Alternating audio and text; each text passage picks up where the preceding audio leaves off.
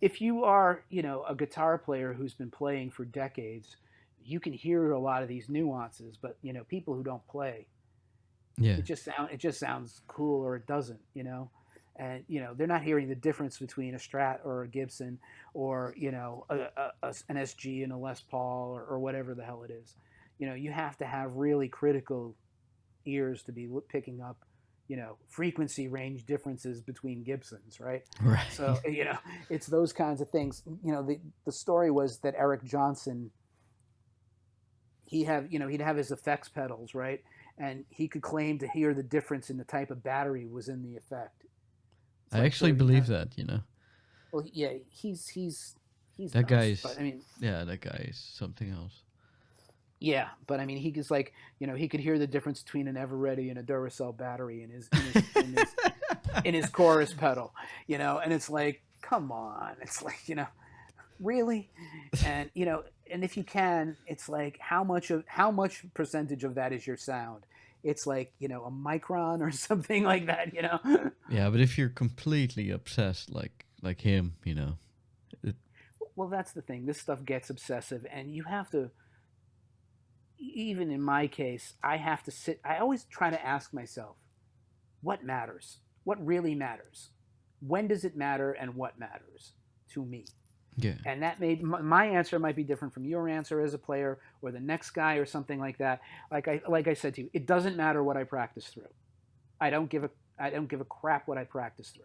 If it's more convenient, the better. Right. The best thing I'm practicing through these days are these Boss headphones that are fantastic. Um, How does that work? Like you have like a it's very much like the Spark, except it's headphones. So it's a high quality set of headphones, and you run the amp off your phone through okay. Bluetooth, and it's wireless. Oh wow, so you hook your So I put my headphones on. I plug this little wireless thing into the guitar, and I bop all over the house. I'm completely wireless. My wife's yelling for me. I can't hear her. what's that You thing know, called? it's called the Boss Waza. I did a review of them on the site. Oh, yeah, I saw those on the site. Yeah, yeah. Yeah, Boss Waza Air wireless headphone amp that's system. so cool. I mean, I bought. They were so good. I bought a second set for work, but I haven't been back to work since so you the, the, just the plug that COVID. thing into your guitar and then it Bluetooths to your headphones. Yeah, here's the chat. Here it is in the chat. But yeah, they sound fantastic. And I don't use them this way, but they have like surround sound, and it like you can say, okay, I want the amp sound to sound like it's behind me instead of in front of me. All right. So if you set the thing up so that the amp is supposed to sound like it's coming from behind you, if you turn like to the left or the right, you perceive the amp being still behind you, but like your farther away ear hears it less than your closer ear. If Oh you my turn god! all the way around and face the amp, it now feels like it's coming in front of you. So it actually has Yeah, some kind of GPS in there or something. yeah, it's something like that. It's phenomenal, and it sounds great, and the headphones are high quality, Oh, and that's I love, crazy. and you could, and again, anything you can play through your phone, you can play through these headphones. So when I'm like working out songs and working out solos, I just load the MP3s onto my phone, and I can just play along with them, and it's dead quiet. That's so So cool. I'm not bugging my wife, and it's and when I say I don't care what it sounds like, these happen to sound great. These sound terrific, but I've played on much shittier sounding things, and it's fine when I'm practicing because I don't really. The tone doesn't matter that much to me when I'm practicing. I just need a workable tone when I'm practicing. When I'm recording an album of music that I wrote and I care about it, and I want, like I said, I want to have an AC/DC sound on the left and a Rolling Stones sound on the right.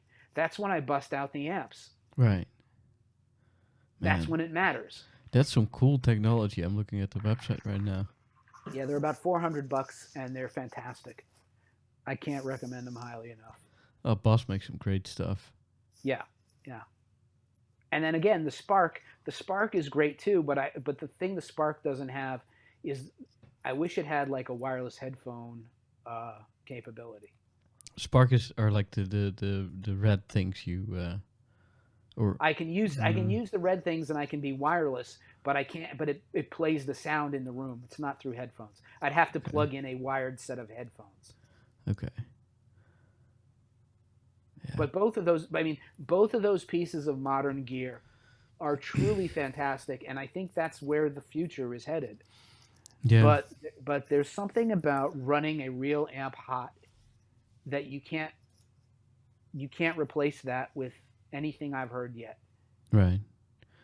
Yeah, it's kind of the same as like an old muscle car with a carburetor and with no Absolutely, electronics in it. It's just absolutely. nothing's It going to be the same, right? right, right. It might be just as good. It might be in many ways better, but it isn't that experience. Right. It's a different thing, and um, it's like the same thing with the thing when I was telling you about running stereo. If you've ever run stereo, right? You run a stereo rig, and the first time you run it, it feels like the guitar feels different. It feels like the guitar's notes are popping off the neck in a way that's very pleasing. Right. It makes the whole experience feel different. And then when you go back to mono, it's like trying to breathe on one lung. Once you've done it in stereo, and then if you switch to mono while you're still in the mode of running in stereo, if you wait a long period of time, it's not going to be a big deal. I haven't played in stereo now in like 5 years, Okay. but when I was in a band and I was in a recording band recording uh, music I wrote and played on and everything like that, and gigged, I was gigging with this low wattage stereo rig, like I showed you, Yeah. uh, with two lunchbox amps, one sounding like a Marshall, one sounding like an Orange, through two 112 cabs, and it sounds bigger than a full stack in mono, Right. and it plays better. You feel like there's more. You feel like Superman on the guitar. All of a sudden, you have this this juice. It's very hard to put your finger on what it is because it's mental. There's a physical thing happening with the gear that's causing a mental response in the player. And that's really what most of this is about. Because if we took any album that we liked now and said, oh, the guitar sounds on this album are fantastic, and then you find out they were made with some sort of modeling amp, fine, okay, right? It's like I told you, the guy I know who plays only through a pod, right? Right. It's really about what gives you your opportunity to give your best performance. And every player, that's going to be different. You know, Eric Johnson may need Duracell batteries in his effect pedals, or it will bother him all night, right? You know, Yeah. if it's on his mind and he's thinking about that instead of playing, It does it's make a affecting difference. it's affecting his performance. Yeah. The audience doesn't give a shit. No. The audience doesn't care at all. But if it's really about these are the things I need to give my best performance, and if something's off, I don't know if you've ever played in a situation where something's off, it affects your performance. Yeah. It really does. And it's in New York. We have all of these places that are like studios where bands rehearse, and they all have gear in the rooms. So like you can go, all you have to do is show up with your guitar, and you can plug into some Marshall half stack that's over in the corner. Half the time it's a piece of crap, and it's been played by 1,000 players, It's been and beat up. it's been beat up, and I can't get a tone out of it that I'm happy with, and I'm sitting there, you know, not happy, not playing my best, and so it's one of those things where it's like everybody has to sort of figure out what it is that makes them comfortable as a player, and that's different from person to person. Some people don't care a thing about what I just talked about, Right. but if you've had that experience of playing through those old amps, if you grew up playing through those old amps, you will realize that there was something there in that equation that when before they started having multiple gain stages, where you really had to turn the thing up to get the tone. Okay. As soon as they figured out how to knock the volume back at the expense of the power amp section, and the tubes, the power tubes, those EL34s were not playing as big a role anymore, something changed. I'm not saying it killed anything. I'm not saying people didn't create great music. Most of the 80s stuff was created with JCM 800s. And it sounds good. But it's definitely a different kind of musical era for sure. Right. And I mean, in your opinion, it started.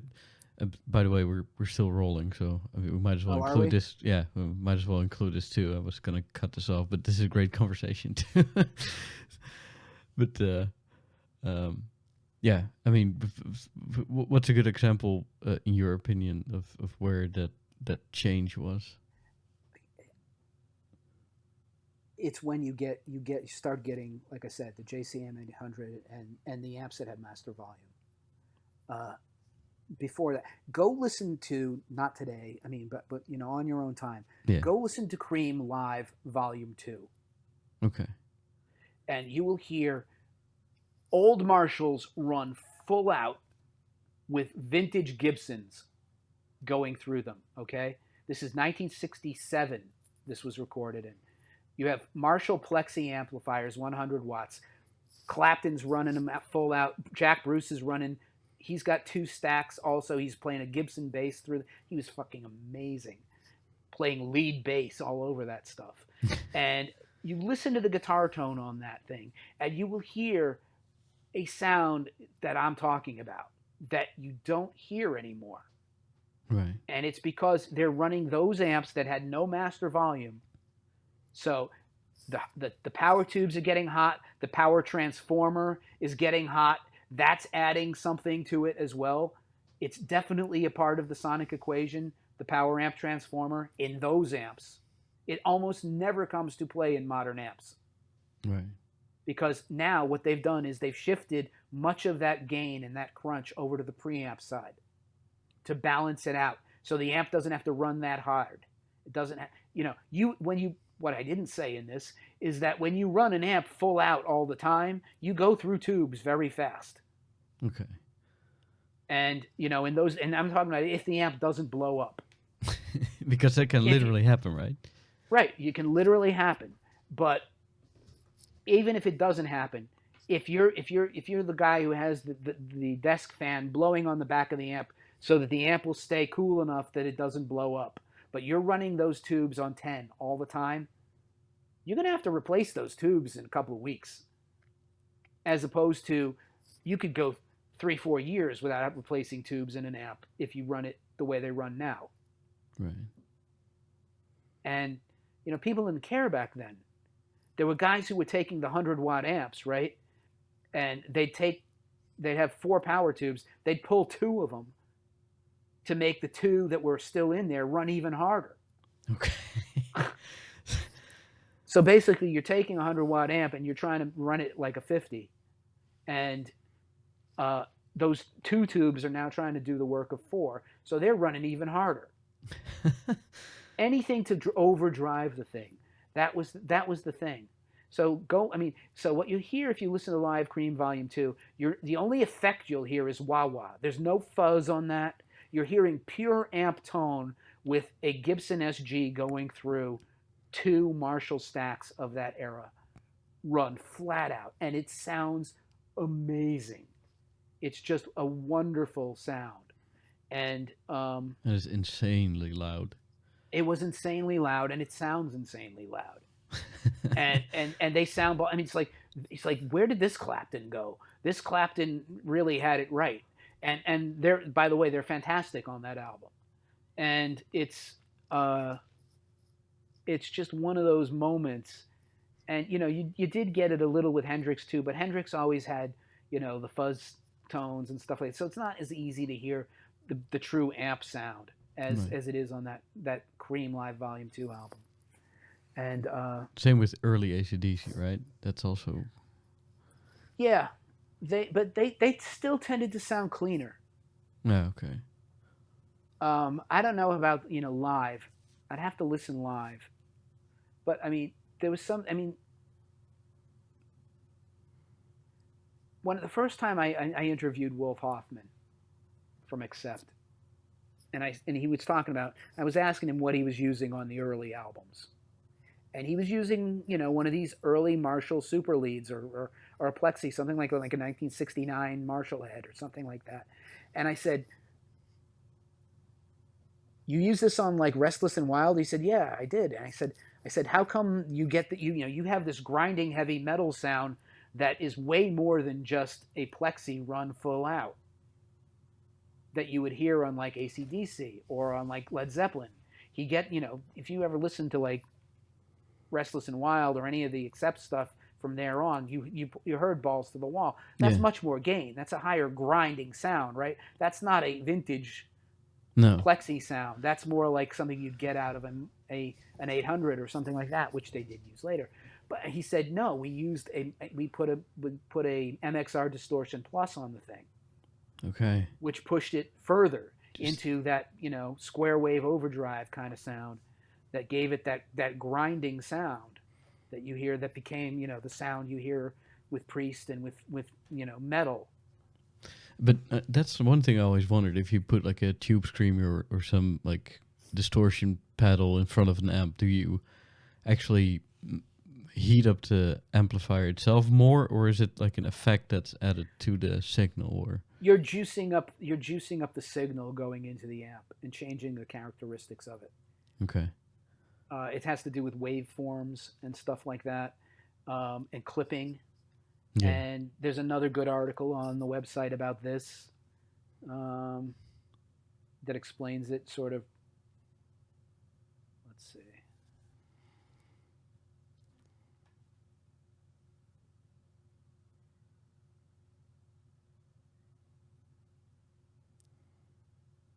Yeah. So, and there's a difference between overdrive and distortion and all of that. So, you know, the early distortion pedals were really crude. And what he told me was like, he said it gave us the sound, but as soon as you stopped playing, you had to turn your volume down because the guitar would just feed back uncontrollably, because they were really pushing it, and it it wasn't meant to really do what they were doing with it, and it wasn't a lot of these early effects were pretty primitive. Right. So they were able to do the job and get great sound, but you know it was through necessity. Right. Well, I think the reason why, um, those that super loud sound probably also influenced the way the music was made. I mean, I can imagine if you're a band playing and you're in front of this like wall of sound that literally makes your clothes shake against your body, Yeah, that affects absolutely. your playing and your writing too, you know? Absolutely. Not only that, you think about Eddie Van Halen tapping, you need a level of gain to do that, or those notes just die out, Yeah. right? Think of sustain. Think of, all of these things that these long sustained notes, and these trills and these hammer-ons and all of these things that are technique based. You know, if you don't have enough gain, making that stuff happen is kind of hard. Yeah.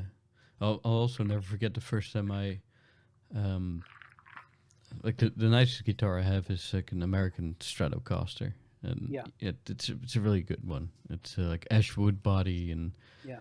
um, I'll never forget the first time I plugged it into in an amplifier and actually played it loud, and the whole guitar like vibrated, and I could make it. Right, It right. felt like I could make notes sustain, and not only the string vibrated, but the entire guitar like kind of sang That's with the. that's exactly what I was trying to describe to you with running in stereo, that kind of thing. But imagine it even more so.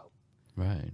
Imagine it sort of like multiplying dimensionally.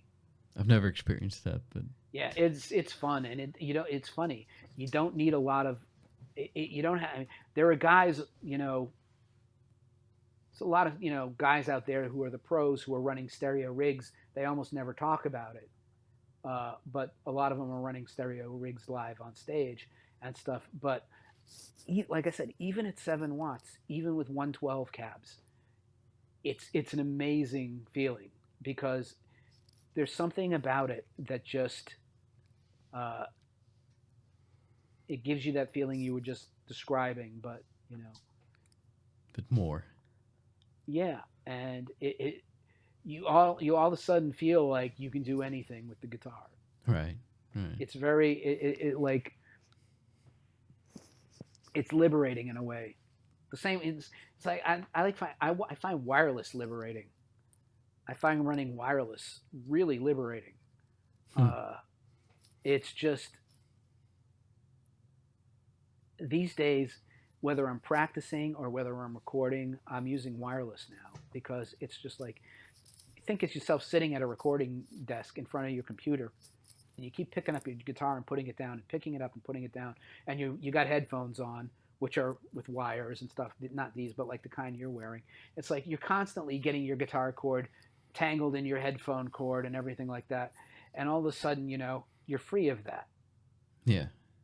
And And you can walk around, you can there's move to no the link.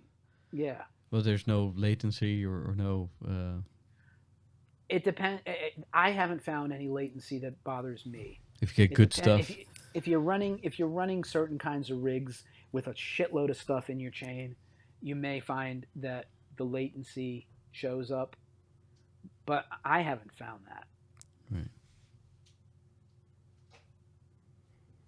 Well, I So mean, anyway, I'm sure it's also very much depends on how much you're willing to spend, and well, the ones that I have, the ones that are on the front page of my site right now, they're $150, oh, that's not bad and at all. it's not bad at all. And it's theoretically they're supposed to last for 5 hours, wireless for 5 hours. If they last half of that, I'd be happy. When am I playing for more than 2.5 hours at a time? Wow. And the first time I plugged them in, I was like in my downstairs studio. I was playing along, and I walked all the way upstairs. I was playing upstairs wireless. I could hear it downstairs. That's cool. Uh, it's very cool, and I've used them in rehearsals. I've used them in recording, and once you go wireless, man, it's hard to go back. Nice. Well, if we do another one of these, what else do we have to talk about? I mean, I don't know, man. I don't maybe know. studio stuff. Effects, Yeah, effects. effects. We haven't talked about mixing and mastering and the loudness war and Yeah, that's a hard subject to try and convey to laymen. yeah. Um, effects, you can talk about effects to guitarists and stuff like that. I'm not a huge effects guy. I mean, I know the basics and I know the ones that I like and stuff, but I mean, I'm not one of those guys who's buying new effects all the time. Right. I know a lot of people who do. Um, I don't use a ton of effects myself unless something specifically calls for it. But like my pedal board, I've done everything I can to keep it small, and uh, I like to have some wah available. I like to have a phase 90 on the pedal board, and some kind of a boost. I actually had a guy build me a thing that has delay built in to the boost, so that when you step on the boost, I can get either a short delay or a long delay. Um, and The delay on the boost. I don't get that. So basically, what happens is like in Dino Rock, most of the time you're hearing lead guitar. There's some digital delay on it. Yes. Okay, and what you have is either if it's done in the studio, typically the delay time will match the tempo of the song. Yes. Right? Yeah.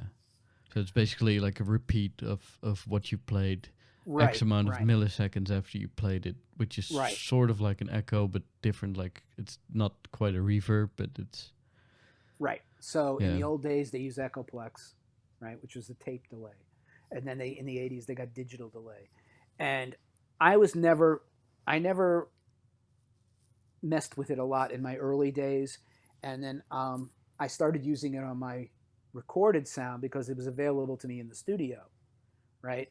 And then I figured, how's the, I don't want to run this thing. It becomes complicated to run. You're supposed to run it through the effects loop of your amp in a lot of cases. And then I saw this video. It's nowhere to be found anymore. I was like, it was around for a while, and it was Michael Schenker demoing something, and he had the most stupid simple setup I had ever seen in my life. And the light bulb went off, and I went, of course, this is so easy. And what he did was he had a pedal board, maybe this big. Pretty next small. to it, he had a wah pedal, because his main thing is using wah as a tonal filter.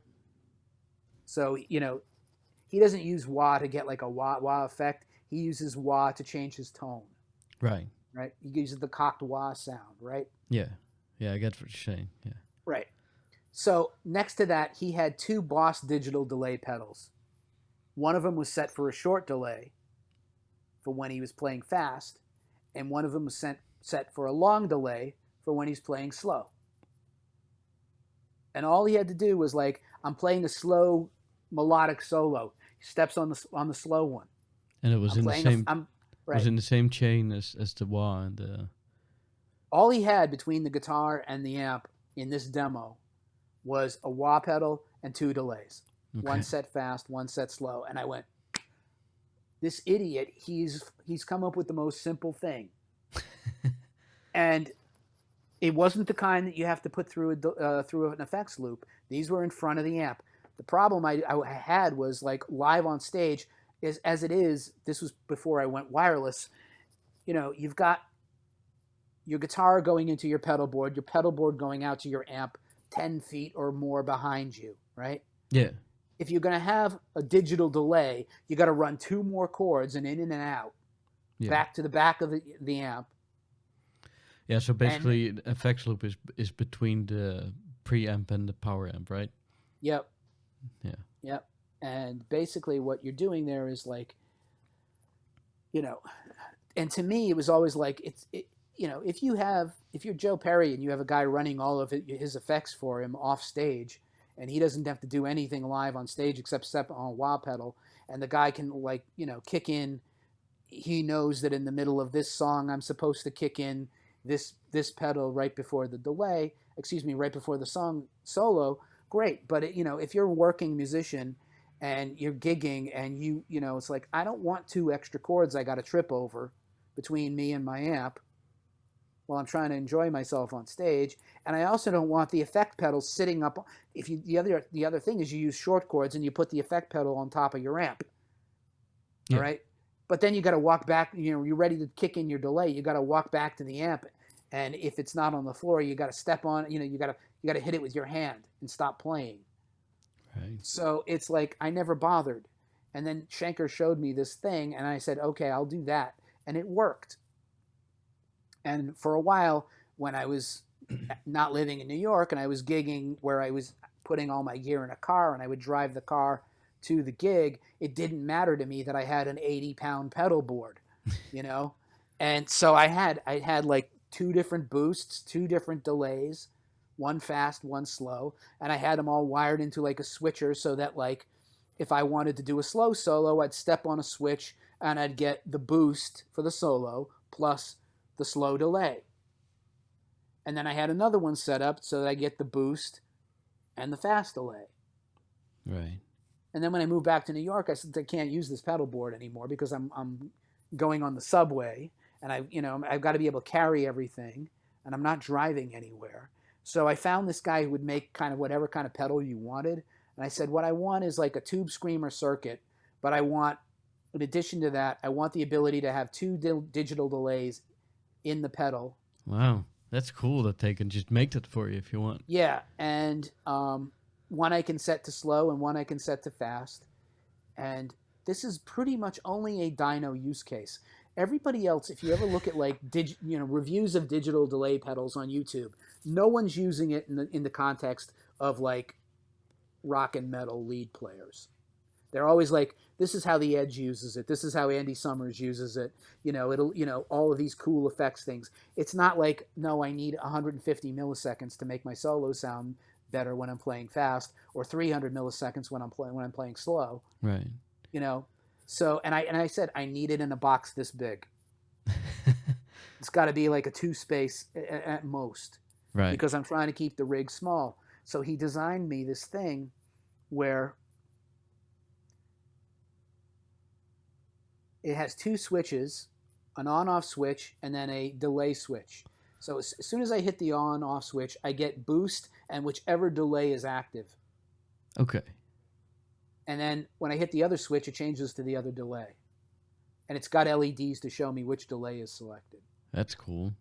So basically, all I got to do is, before the song starts, remember, do I have a slow lead here or a fast lead here? And most of the time it's a fast one, but it's like occasionally you're going to play something slow and melodic. You step on the button and you get the slow delay, so that when you're playing, it gives you this nice expansive delay. That's actually a really cool, unique pedal you came up with there. Yeah.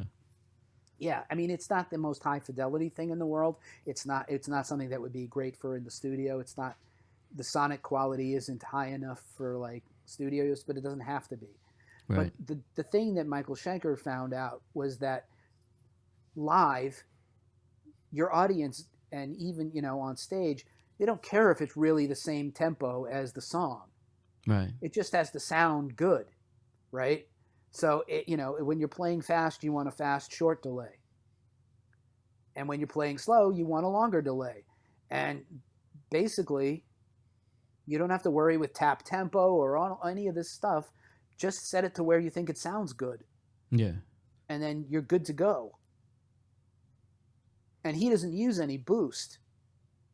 So for him, he doesn't even need the boost aspect of it. I always like to have the little boost in the volume with the solo.